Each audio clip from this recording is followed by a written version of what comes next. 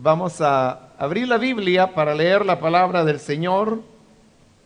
En el libro de Génesis vamos a continuar con el estudio que estamos desarrollando en este libro de la Biblia. Nos encontramos en el capítulo número 4. Leamos entonces Génesis capítulo 4, versículo número 17 en adelante. Caín se unió a su mujer, la cual concibió y dio a luz a Enoc. Caín había estado construyendo una ciudad a la que le puso el nombre de su hijo, Enoc. Luego Enoc tuvo un hijo llamado Irad, que fue el padre de Mahalaleel. Este, a su vez, fue el padre de Metusael, y Metusael fue el padre de Lamec. Lamec tuvo dos mujeres, una de ellas se llamaba Ada y la otra Sila. Ada dio a luz a Jabal, quien a su vez fue el antepasado de los que viven en tiendas de campaña y crían ganado. Jabal tuvo un hermano llamado Jubal, quien fue el antepasado de los que tocan el arpa y la flauta. Por su parte, Sila dio a luz a Tubal-Caín, que fue herrero y forjador de toda clase de herramientas de bronce y de hierro. Tubal-Caín tuvo una hermana que se llamaba Noamá. Lamec dijo a sus mujeres Ada y Sila: escuchen bien, mujeres de Lamec, escuchen mis palabras.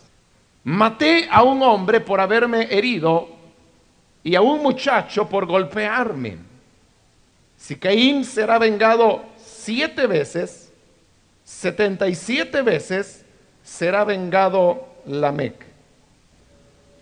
Hermanos, en la última oportunidad que comenzamos a estudiar acerca de Caín y cómo mató a su hermano Abel, hubo una mención que yo hice respecto a que en el momento cuando se produjo este asesinato, dije yo que probablemente habían ya otros hermanos y hermanas que les habían nacido tanto a Caín como a Abel, a Adán y a Eva.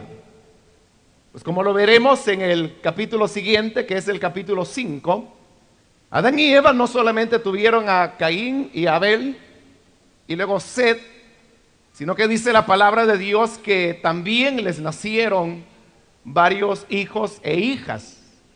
Y mencioné que había por lo menos 2 elementos que de una manera indirecta hacían una referencia a que probablemente en el momento cuando Caín mató a su hermano Abel, ya habían otros hermanos y hermanas que ellos tenían. Una razón, y es la que yo mencioné, es cuando Dios le pregunta a Caín en el versículo 9 de este mismo capítulo, y le dice: ¿dónde está tu hermano Abel? Mencionamos en la última ocasión que el hecho que Dios especificara tu hermano Abel era porque probablemente ya Caín tenía otros hermanos. Y si Dios simplemente hubiese dicho: ¿dónde está tu hermano?, Caín a lo mejor hubiera dado una respuesta más insolente que la que le dio a Dios y que en su oportunidad también ya consideramos. Por eso Dios especificó y le dijo: ¿dónde está tu hermano Abel? Es decir, estaba especificando que era a ese hermano llamado Abel a quien él se refería y no a ningún otro. Pero le dije que también había un segundo elemento, y hasta donde me puedo recordar, creo que finalizamos en la última oportunidad y yo no mencioné cuál era ese segundo elemento. Pero quiero mencionárselo ahora, ya que es importante para el estudio de este día. Y es que el otro elemento que nos muestra que probablemente ya habían nacido otros hijos e hijas a Adán y Eva es en el versículo 13, sobre todo en la parte final, el versículo 14, en la parte final cuando Caín le dice al Señor: andaré por el mundo errante como un fugitivo. Y esta es la parte clave cuando dice: y cualquiera que me encuentre me matará. Es interesante que Caín estaba preocupado porque sabía que ahora Dios lo estaba condenando a ser errante y que además de eso él había cometido un homicidio por el cual probablemente alguien querría vengar la sangre de Abel que injustamente había sido derramada. Y por eso es que Caín dice: cualquiera que me encuentre me matará. Ahora, ¿por qué Caín tendría que preocuparse que cualquiera viniera y lo matara si nos ponemos en la posición que únicamente, después de asesinado a Abel, quedaban únicamente Adán y Eva, sus padres? Obviamente que ni Adán, ni mucho menos Eva, habría de tomar la actitud de matar a su propio hijo Caín. La preocupación de Caín no eran sus padres, sino que eran otra persona a quien él de manera genérica aquí llama cualquiera. Y eso, repito, nos da como cierta luz, o sea, uno no lo puede afirmar, pero sí son varios elementos que ya sumados nos dan la idea que para esta época, cuando Caín mató a Abel, habían ya otros hijos e hijas que les habían nacido a Adán y a Eva. Es más, hay algunos comentadores de la Biblia que consideran que para ese momento Caín no solamente tenía ya otros hermanos y hermanas, sino que también tenía sobrinos y sobrinas, lo cual es muy probable, muy posible.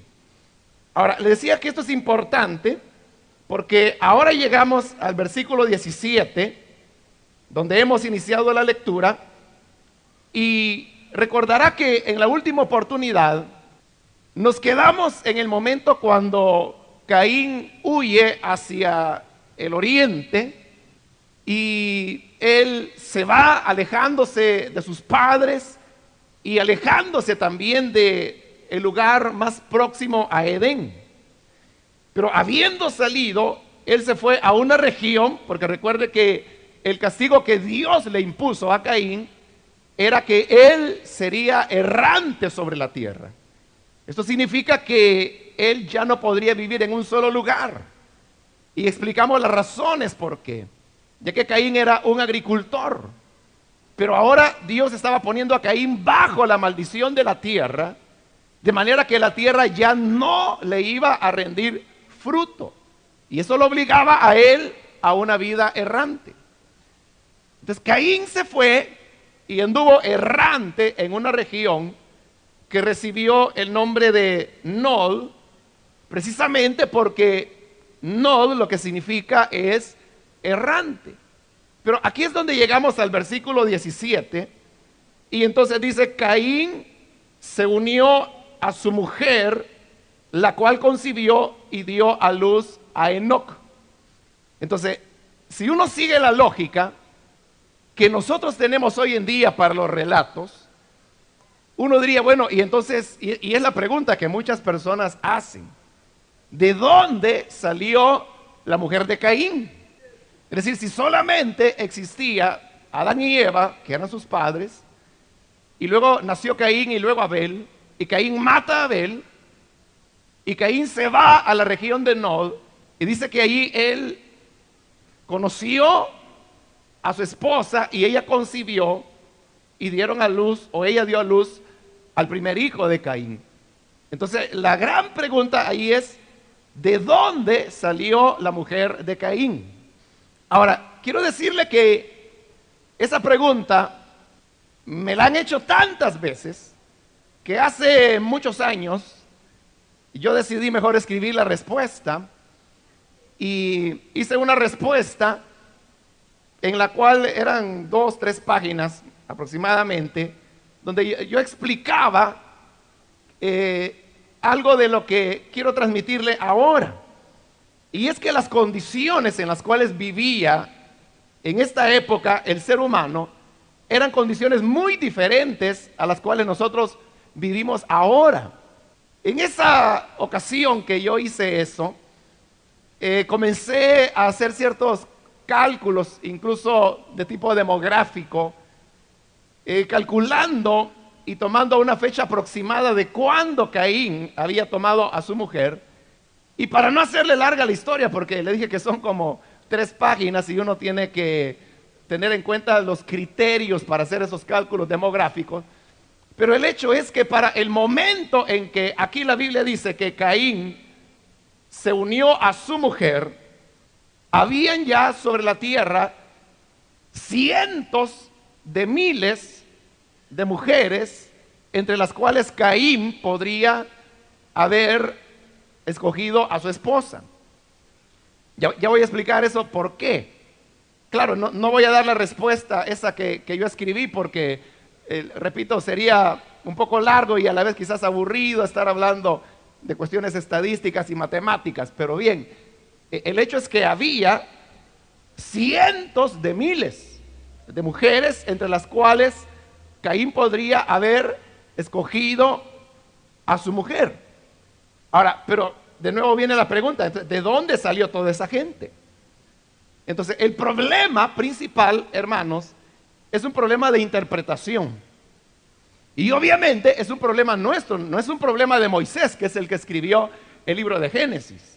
Y en la manera en que Moisés escribió, él lo escribió bien. El problema está cómo nosotros leemos y entendemos hoy en día, principalmente en nuestra cultura.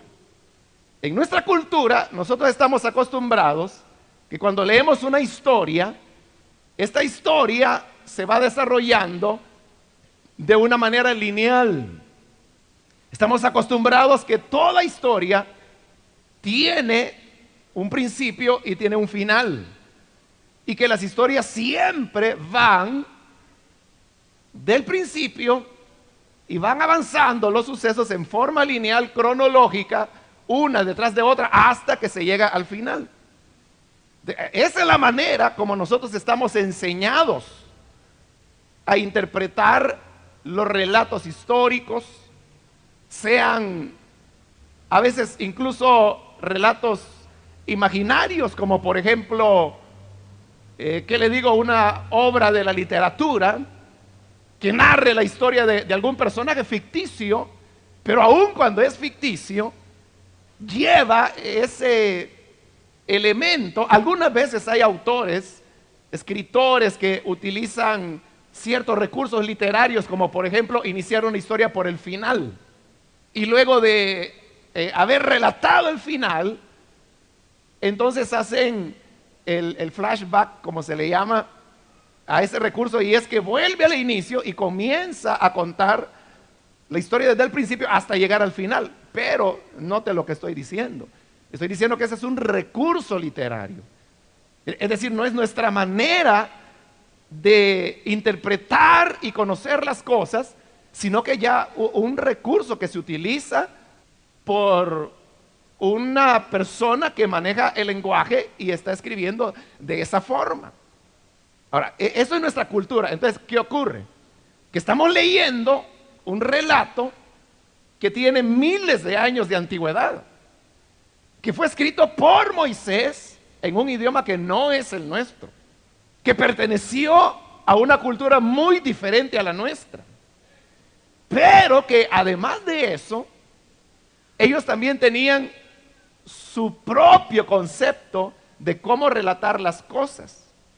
Ellos no tenían, o más bien no utilizaban el concepto lineal que nosotros tenemos hoy en día. Es decir, que las cosas van de principio a fin. Aquí lo que ellos hacían era que relataban las cosas por orden de importancia. De tal manera que lo que para ellos era de menor importancia, lo que hacían era sintetizar lo que querían contar y contarlo de la manera más rápida posible, de principio a fin.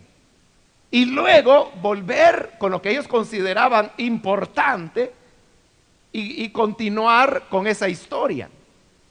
Obviamente, en ese querer contar lo menos importante, ellos iban sobre el tiempo y algunas veces daban ciertos saltos cronológicos que es donde nosotros quedamos emproblemados. Porque eso es exactamente lo que Moisés está haciendo y lo está haciendo acá, en esta porción que estamos leyendo. Le voy a explicar. Aquí Moisés comienza a relatar cómo a partir de Caín y luego Set, que es el tercer hijo que les nace a Adán y a Eva, comienza a formarse una descendencia que por un lado es la descendencia de Caín, que es una descendencia pecaminosa, es una descendencia que rechaza a Dios, que trata de ignorarlo y que de hecho vive como que si Dios no existiese. Esa es la descendencia de Caín, o lo que la versión Reina Valera llama los hijos de los hombres. Y de Set vendrá la descendencia por la cual nacerá Noé algunos años más tarde. Y recuerde que Noé tendrá 3 hijos, Sem, Cam y Jafet. De Sem es de donde se originan los semitas, y de los semitas es que surge Abraham. De Abraham, el pueblo de Israel, y del pueblo de Israel viene nuestro Señor Jesucristo, quien es el Hijo de Dios y el Salvador prometido a la mujer. Cosa que ya estudiamos cuando se produce la caída de Adán y Eva. Entonces, ahora Moisés lo que le interesa es relatar cómo se forma la descendencia de los así llamados hijos de Dios, que es la descendencia de Set, los que invocan a Dios, y los llamados hijos de los hombres, que son los descendientes de Caín, los que no invocaban el nombre de Dios, sino que más bien vivían como que si Dios no existiese. Entonces, así las cosas, lo más importante para Moisés, porque recuerda que ese era el criterio bajo el cual se escribía en esa época, relatar lo más importante. Entonces, ¿qué era más importante para Moisés? Relatar la historia de los hijos de los hombres, es decir, la descendencia de Caín, o relatar la historia de los hijos de Dios, es decir, la descendencia de Set. Obviamente que lo que más le interesa a Moisés es relatar la descendencia, digámoslo así, del linaje por el cual el Mesías habría de venir. Y a eso es que está dedicado el libro de Génesis, a indicarnos la manera como esa promesa que Dios dio a Adán y a Eva en su caída se va cumpliendo en la medida que la historia humana se va desarrollando. Entonces, si ese es el tema más importante para Moisés, significa que el tema de la descendencia de Caín para él es un tema menos importante. Y por lo tanto, como es menos importante, de acuerdo a los criterios de relato que había en la época de Moisés, en su cultura, ¿qué correspondía? Lo que correspondía era que, como eso es lo más importante, comprimirlo y relatarlo de una vez de principio a fin, para luego seguir con el tema que a Moisés verdaderamente le interesaba. Entonces, lo que tenemos aquí del versículo 17 hasta el versículo 24, que es lo que hemos leído hoy, no es nada más que el relato comprimido de la descendencia de Caín. Pero note lo que estoy diciendo, es un relato comprimido. Es decir que del versículo 17 hasta el 24, ahí, hermano, hay varios siglos. Hay varios siglos en esos pocos versículos. Y luego cuando llegamos al versículo 25, usted puede notar que dice, Adán volvió a unirse a su mujer y ella tuvo un hijo que se llamó Set. Pero ¿qué está haciendo Moisés ahí? Está retomando el tema que a él le interesa, que es precisamente ese, la descendencia de Set, o los hijos de Dios, como se le llamará en el capítulo 6, o el linaje mesiánico, porque es de ahí de donde el Mesías habría de venir. Entonces, ¿qué significa eso? Que no es que Moisés esté diciendo, miren, primero ocurrió que Caín mató a Abel. Después ocurrió que Caín conoció a su mujer, tuvieron un hijo, este hijo tuvo este otro hijo, y va la sucesión de hijos hasta que llega a Lamec, que es donde termina el relato de la descendencia de Caín. Y ya que todo esto había ocurrido, sucede que Adán se acordó que tenía mujer, se allegó a ella y concibió, y nace el tercer hijo que se llama Set. Eso es lo que uno entendería si uno lee la Biblia con nuestro criterio moderno del siglo XXI. Pero cuando uno tiene en cuenta cómo era el estilo de relato en la época que Moisés escribió, entonces nosotros vamos a entender que este no es un relato lineal, no es un relato cronológico, sino que, si usted quiere entenderlo así, aunque no es así, pero si eso le facilita la comprensión, puede usted suponer que del versículo 17 al 24 es un paréntesis que Moisés abre, aunque no lo es, porque para él era un solo relato. Pero haga de cuenta y caso que es un paréntesis que él dice, y como que él dijera, miren, vamos a detener un momentito la historia y les voy a contar lo que ocurrió con Caín. Pero viene y nos cuenta lo que ocurre con Caín y su descendencia, no solamente la semana después que mató a Abel, no solamente lo que ocurrió el año después del asesinato o los 10 años después, nos cuenta siglos de historia de la descendencia de Caín. Y luego dice, bueno, ya les conté eso, hoy volvamos al punto donde nos habíamos quedado. Y es que Adán volvió a unirse a su mujer y tuvo un hijo al cual llamó Set. ¿Comprende? En otras palabras, es como que si Moisés estuviera saltando en el tiempo. Pero son unos saltos, como le digo, que agrupan siglos. Pero cuando uno tiene en cuenta eso, entonces esa pregunta, ¿de dónde tomó Caín su mujer? Al fin y al cabo es una pregunta que sale sobrando. O sea, porque ya no tiene sentido. O sea, solo el hecho de tener en cuenta el estilo literario que regía en la época y es bajo el cual Moisés escribió. O sea, solo tener en cuenta eso es suficiente para entender que la pregunta de dónde Caín tomó su mujer es una pregunta que no tiene sentido. No tiene sentido porque la pregunta se basa en una interpretación lineal del relato cuando no es lineal el relato. Y si uno entiende que es una historia sintetizada de siglos en 9 versículos, uno ahí entiende que hay muchísimas cosas que Moisés no relata. Y obviamente entre lo que no relata está el hecho que Adán y Eva tuvieron hijos e hijas. Obviamente en el principio los hermanos tuvieron que tomar a sus hermanas por esposas. Todavía no existía la reglamentación de Dios, eso habrá de venir hasta bajo la ley de Moisés, que no pueden haber matrimonios entre familiares muy cercanos.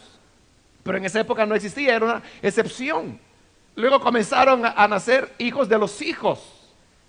Es decir, que los hermanos, los que eran todos hijos de Adán y Eva, hermanos y hermanas, comenzaron a tener sobrinos, sobrinas. Y de repente llegó el momento cuando un tío se casaba con una sobrina, por ejemplo. Y de esa manera el género humano se fue multiplicando y multiplicando. Y como le dije, hace años yo me tomé ese trabajo de calcular de manera lo más modesta posible cuánta podía ser la población mundial que había en la época cuando Caín sale rumbo a Nod. Y yo lo calculé, pero hace tantos años de eso que no lo recuerdo. Y realmente el documento no lo tengo aquí en la ciudad, lo tengo fuera de acá. Pero si alguien está interesado y quiere hacerme una vez más la pregunta, pues yo le puedo regalar una copia de eso. Porque por eso lo escribí, porque me la formulaban tantas veces que era más fácil hacerlo de esa manera. Pero espero, hermanos, que con lo que he explicado, usted pueda tener ahora una idea más clara de cómo el relato se va desarrollando. ¿Es así o no es así, hermanos? Bueno, espero que así sea y que no los haya confundido más. Eso hay que tenerlo en cuenta no solo en el Antiguo Testamento, porque aún en el Nuevo Testamento esa era la manera como ellos escribían. Porque incluso si uno toma el libro más reciente de la Biblia, Apocalipsis, que fue escrito hace 2000 años. Pero imagínense, hace 2000 años. ¿Por qué el libro de Apocalipsis resulta a veces difícil de entender? Por lo mismo, porque la gente toma Apocalipsis como que si fuera un relato lineal. Y no es así. El libro de Apocalipsis realmente son 3 relatos de las mismas cosas. O sea, viene Juan y narra todo lo que va a ocurrir de principio a fin. La primera vez. Luego comienza a narrarlo la segunda vez de principio a fin. Y luego viene y por tercera vez lo narra de principio a fin nuevamente. Y luego viene ya lo que es el cierre del libro. Esa es la estructura de Apocalipsis. Y si uno no la tiene en cuenta, se va a dar una perdida, hermano, que no lo podrá entender. Por ponerle un ejemplo, ¿no? Pero toda la Biblia es así, entonces uno tiene que tenerlo en cuenta. Bien, vamos entonces al versículo 17. Si no cubrimos toda la porción que hemos leído hoy, pues vamos a llegar hasta donde lleguemos, ¿no? Si usted tiene retentiva, porque yo he ido explicando los significados de los nombres, pero los nombres estaban asociados con palabras que tenían cierta similitud en su pronunciación. Enoc es una palabra cuya pronunciación suena muy parecida a otra palabra que en hebreo es un verbo y que es el verbo iniciar. Entonces viene Caín y a su hijo le pone el nombre de iniciar. Ahora, ¿por qué le pone el nombre de iniciar? Porque como dije en la última oportunidad, la semana anterior, Caín jamás tuvo ni la más mínima muestra de arrepentimiento. Es más, lo que él hace es tomar la decisión de vivir sin Dios. De cuando nace su primer hijo, le llama iniciar, porque para Caín eso era iniciar una nueva forma de vida que era la vida sin Dios. Eso dentro de la teología se le llama ateísmo práctico, porque hay varios tipos de ateísmo. El ateísmo práctico es aquel donde las personas no tienen una afirmación de negar a Dios, no lo niegan, pero viven como que si Dios no existiera. Esos son ateos prácticos. El ateo de convicción, ese es diferente, porque el ateo de convicción, él dice Dios no existe. Y usted le pregunta, ¿por qué no existe? Y comienza a darle sus argumentos. Pero a un ateo práctico, usted viene y le pregunta, ¿y para usted Dios existe o no existe? Y le va a responder, sí existe, pero vive como que si no existiera. Ese era el caso de Caín. Caín era un ateo práctico, es decir, él no negaba que Dios existiera, si había hablado con él, si estaba castigado por ese Dios, y además estaba protegido por Dios, ya que recuerde que Dios le puso una señal para que cualquiera que encontrara a Caín no lo matase, porque Dios dijo: el que mate a Caín, 7 veces lo vengaré, dijo el Señor. Dios hasta protegía a Caín para que no fuera muerto, para que no lo mataran. Caín sabía que Dios existía, pero él decidió iniciar, y por eso le puso a su hijo Enoc, iniciar un nuevo tipo de vida donde Dios era ignorado, vivir como que si él no existiera, como diciendo Caín: bueno, Dios me echó de su presencia, Dios me hizo errante entre los pueblos, mi castigo es demasiado duro para soportar. Entonces Dios me ha castigado de tal manera que lo que voy a hacer es olvidarme de Dios y voy a vivir y a demostrar, esa es la realidad, demostrar que podemos vivir sin Dios. Entonces vamos a iniciar todo de nuevo. Y cuando nace su hijo Enoc, él dice: esta es la oportunidad donde nace una nueva cultura, una nueva civilización, y por eso le pone iniciar a su hijo. Y continúa: Caín había estado construyendo una ciudad a la que le puso el nombre de su hijo Enoc. Yo estoy leyendo acá la Biblia, que es la traducción que se llama Nueva Versión Internacional, o NVI, como se le conoce por sus iniciales. He explicado en otras ocasiones que la estoy utilizando por, en realidad, muchas razones. Me parece que es una mejor traducción que la Reina Valera. Y en la medida que vayamos estudiando, yo le voy a ir explicando por qué.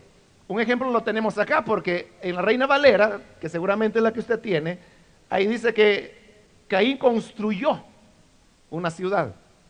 Pero realmente los eruditos del idioma hebreo, y cuando le hablo de los eruditos, le estoy hablando de gente como Alfred Edersheim, quien no solo es un erudito, sino que aparte de eso es judío, y escribe sobre su cultura.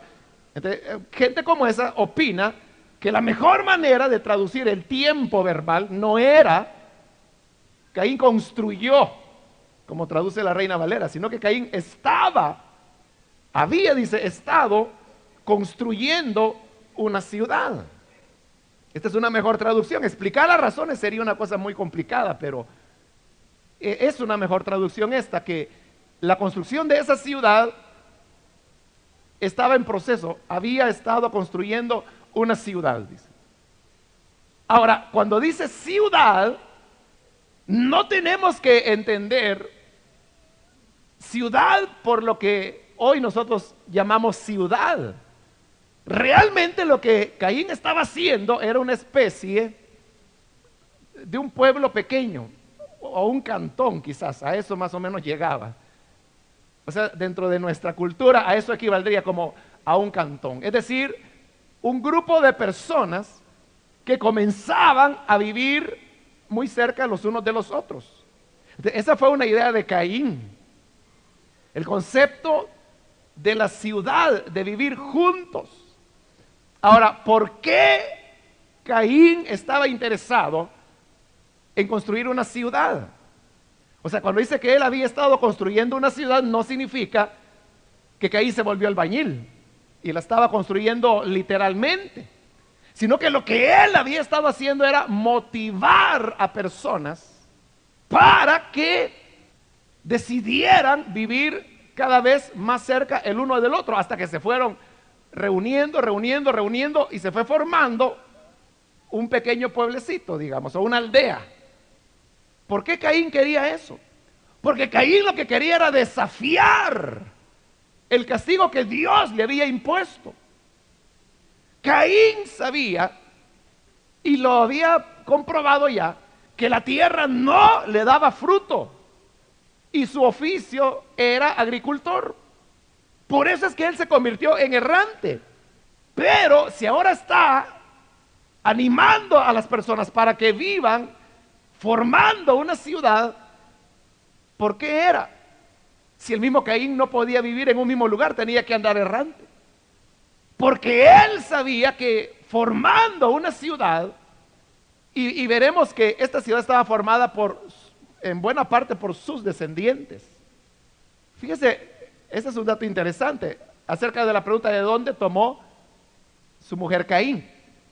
Si Caín había estado animando a otros a formar una ciudad, significa que no solamente estaba él y Adán y Eva. Ya aquí han pasado los siglos y se han multiplicado. Y le digo, yo calculé la población mundial de manera muy modesta, porque el cálculo podría haberse hecho un poco más realista. Yo lo hice muy reservado y no recuerdo, lastimosamente, hermanos, porque hace más de 20 años que yo escribí eso. Pero eran cientos de miles de personas que vivían ya sobre el planeta Tierra en ese momento.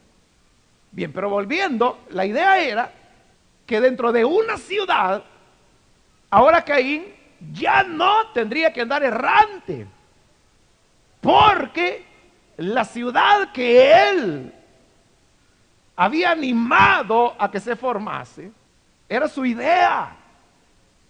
Y dije que en buena parte estaba formada por sus descendientes. Entonces era simplemente depender de ellos. Porque dentro de una ciudad, usted sabe, no hay agricultores en una ciudad. Los agricultores están fuera de la ciudad. El agricultor viene a la ciudad a vender su producto a cambio de otros bienes. Y de esa manera la ciudad funciona de una manera diferente. Entonces Caín era una especie de jefe, digamos, de la ciudad. Y como jefe, él tenía derecho a que le mantuviesen. Entonces, el construir la ciudad era una rebelión al castigo que Dios le había dado.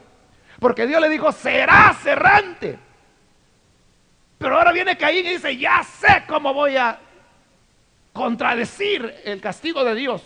Animaré a las personas a que nos reunamos, a que vivamos juntos. Y lo hace.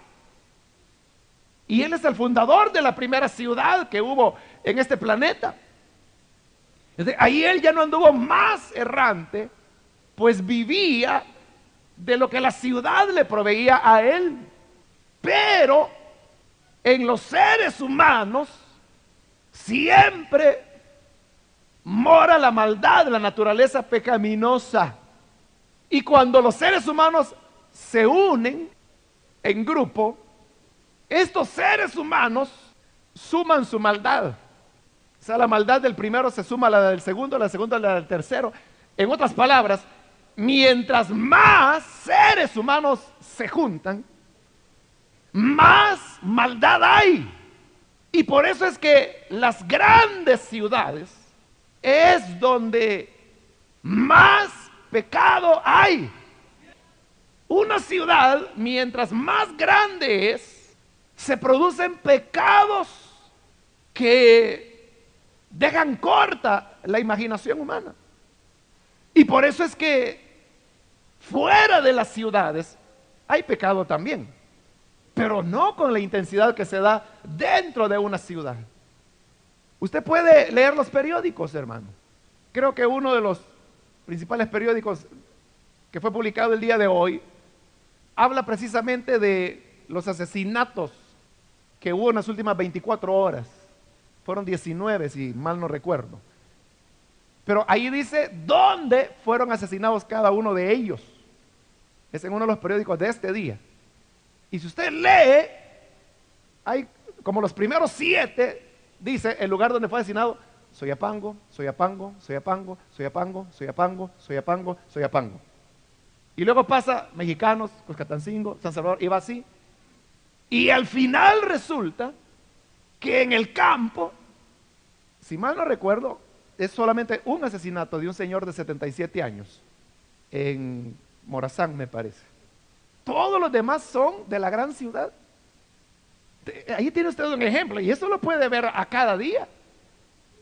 Que hay más injusticia, hay más crimen, hay más robo, hay más perversidad en las ciudades que al interior o fuera de las ciudades. Le pongo otro ejemplo y con esto voy a terminar el tema este de las ciudades. ¿Por qué no hay prostitución en el campo? Simple y sencillamente, en el campo no hay prostitución. La prostitución se ejerce dentro de las ciudades.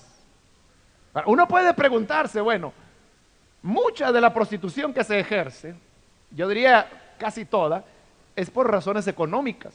Una mujer se prostituye para poderse ganar su sustento, ya que no hay oportunidad de poderse ganar la vida de otra manera. No le queda más que vender su cuerpo, venderse a sí misma. Entonces uno diría, entonces es la pobreza la que produce la prostitución. En la inmensa mayoría de casos, sí. Ahora, viene esta pregunta.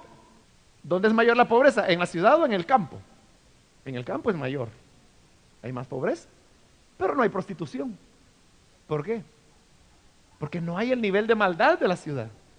Entonces, ¿qué ocurre cuando una campesina, y hay muchos casos de eso, quiere sobrevivir y no tiene la manera de hacerlo? Y no le queda más que prostituirse. ¿Por qué no se prostituye en el cantón no sé qué de tal departamento? Porque nadie le va a pagar. Entonces, ¿qué hace? Se viene a la ciudad donde está la perversidad, donde está la maldad, donde hay hombres que prefieren abusar de esa manera de una mujer y no simplemente ayudarla de manera solidaria para que pueda salir adelante con sus hijos e hijas. Entonces tiene que venir a la ciudad, porque es acá donde se encuentra la pudrición. Entonces, ¿de dónde surge la idea de las ciudades? Es de Caín. Ya no nos va a quedar tiempo de pasar del primer versículo que estamos comentando, hermanos. Pero no se preocupe, que aquí lo importante no es terminar ya. Lo importante es aprender. Entonces, me voy a quedar aquí, pero solamente con este pensamiento. Como estamos diciendo que la ciudad es una concentración crítica de pecado, entonces, ¿significa eso que no deben existir las ciudades? ¿O que los cristianos tenemos que salir de las ciudades e irnos a vivir al campo, irnos a vivir allá por San Ignacio, por La Palma, San Antonio, los ranchos, donde según encuestas, los últimos muertos que hubieron en esas regiones fue durante la guerra, que terminó en el año 92? Es decir, que en los últimos 13 años, más serían, ¿no? Del 92 al 2005, ¿cuántos? 13. Ah, bueno, no estoy tan perdido. No ha habido un asesinato, porque es el campo. Entonces vuelvo a la pregunta, ¿la iglesia tiene que irse?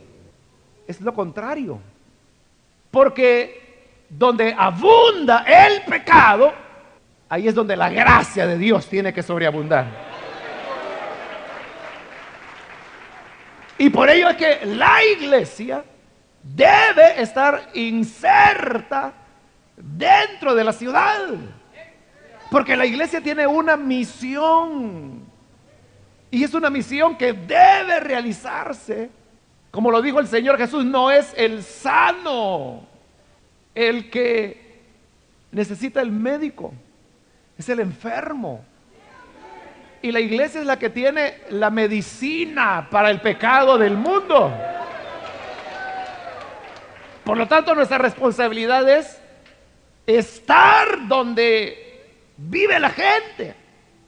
O sea, donde hay más maldad, ahí donde la iglesia debe estar.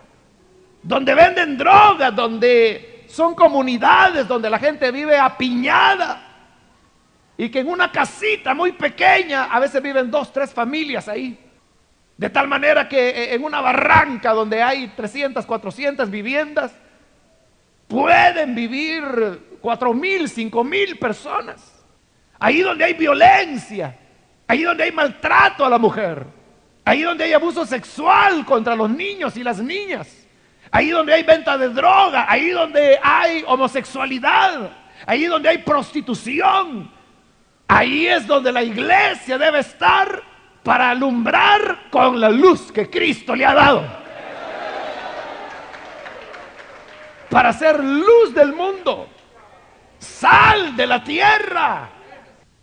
¿Sabe? Yo me alegro mucho, hermano, por las células que tenemos en comunidades. Es algo que me satisface mucho porque ahí es donde la iglesia debe estar. Entonces, la iglesia, lejos de retirarse, lo que tiene que hacer es estar y ejercer su ministerio dentro de la iglesia, dentro de las grandes ciudades, para poder desde adentro sanar y limpiar, porque las ciudades también pueden ser modelos de adoración y servicio a Dios, como la Nueva Jerusalén, la ciudad celestial que descenderá del cielo, donde no habrá más llanto, ni más dolor, ni más hambre, donde Dios secará las lágrimas de los ojos, donde ni siquiera el sol se pondrá, donde no habrá templo, porque el Señor nuestro Dios será uno con su pueblo.